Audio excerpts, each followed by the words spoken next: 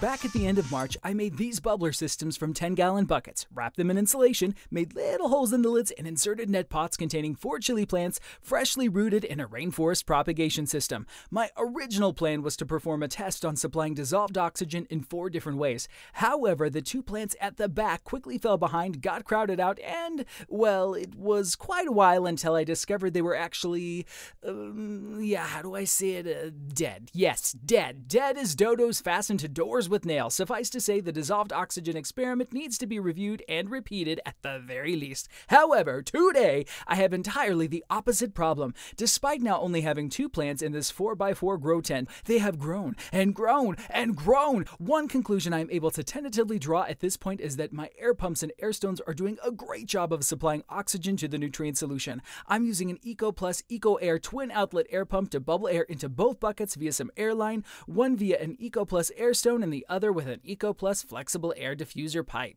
The Eco Air 2 pumps 126 gallons of air per hour, and I'm effectively aerating 20 gallons of nutrient solution split over 2 buckets. That's 6.3 gallons of air per hour per gallon of nutrient solution. I should point out that this is a bare minimum. You can go much higher. I know some of the water culture specialists out there recommend up to 16 gallons of air per hour per gallon of nutrient solution. If you're a metric person, then think 1 liter per minute for every 4 liters of nutrient solution. But don't get too much higher than this or you risk creating so much turbulence in the nutrient solution that you could physically damage your plant's roots. You can also get air discs and micro-bubble air diffuser rings and diffusers too that create smaller bubbles for more effective aeration with less turbulence. I'll be checking those out in a special video all about dissolved oxygen soon. But now I need to figure out how to stop my chili plants from growing and get them to start flowering and fruiting. This is easier said than done. My peppers are from the tropics, the Dutch Antilles in the Caribbean to be precise, and as such, they don't respond to the changes in photoperiods, so simply switching my light controller's time to a 12-hour cycle isn't going to cut it. My grow light is a SunPar 300-watt LED with a wonderful bloom spectrum to emulate the output of an HPS, but, and here's the thing, just because it's got a spectrum that's awesome for flowering plants doesn't mean that it'll actually initiate flowering. That's down to the species' genetics and other environmental factors. It turns out that plants staying vegetative for too long is all too common to many indoor gardens. Conditions tend to be warm and sheltered, making plants favor growth over bloom. However, if we don't get the balance right, it's all too easy to end up with lots of stem and leaf and precious little fruit production. Light levels, as you can see, are up in the 500 plus micromole zone. This should be sufficient for my needs, and note how I've got the SunPar attached directly to the crossbeam of the SunHut Blackout Grow Tent, so I have no wiggle room left if my plants get any taller.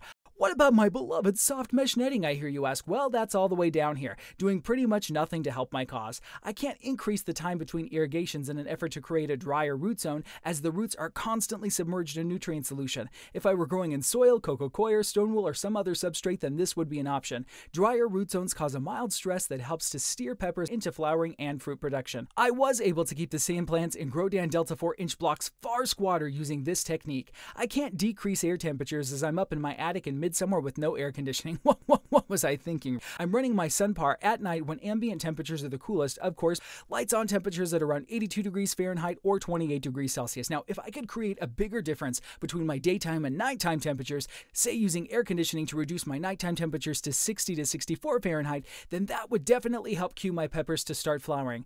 Now, relative humidity remains low, around 20 to 30%, and this actually runs in my favor. Harsher, higher VPD conditions help to stimulate generative production, flowers, fruits, and seeds. High planting density can also keep plants vegetative, but while these 2 pepper plants are certainly doing a good job of filling out the tent, the conditions aren't too cramped yet.